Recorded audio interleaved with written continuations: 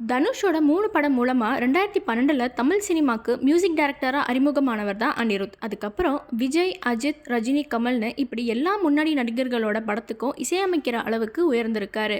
இந்த ஒரு நிலையில அனிருத்துக்கு திருமணமாக போறதா கடந்த சில நாட்களா செய்திகள் வெளியாயிட்டு இருக்கு. சன் குரூப்போட சேர்மனும் ஃபவுண்டருமான கலாநிதி மாறன் அவர்களுடைய மகளும் IPL சன்ரைசர்ஸ் ஹைதராபாத் டீமோட சீஃப் எக்ஸிகியூட்டிவுமான காவ்யா மாறனை அனிருத் திருமணம் பண்ணிக்க போறதா செய்திகள் வெளியாயிட்டு இருக்கு. சில மூத்த பத்திரிகையாளர்களும் அனிருத்தும் காவ்யா மாறனும் கடந்த 2 வருஷமா காதலிச்சிட்டு வராங்கன்னு, இப்போ இவங்க 2 பேரோட ஃபேமிலியும் கல்யாண வேலைகளை தொடங்கிட்டதாகவும் இன்டர்வியூஸ் கொடுத்துட்டு வராங்க. அந்த இன்டர்வியூஸும் வைரலாகவே பலரும் இந்த செய்தி உண்மைதான் போலன்னு நம்ப தொடங்கிட்டாங்க.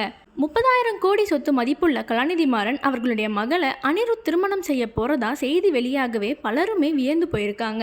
இந்த செய்தி வெளியானதுல இருந்து இது தொடர்பா அனிருத் மற்றும் காவ்யா மாறன் எதுவுமே ரியாக்ட் பண்ணாம இருந்த நிலையில இப்போ அனிருத்தே இதுக்கு பதில் அளிச்சிருக்காரு.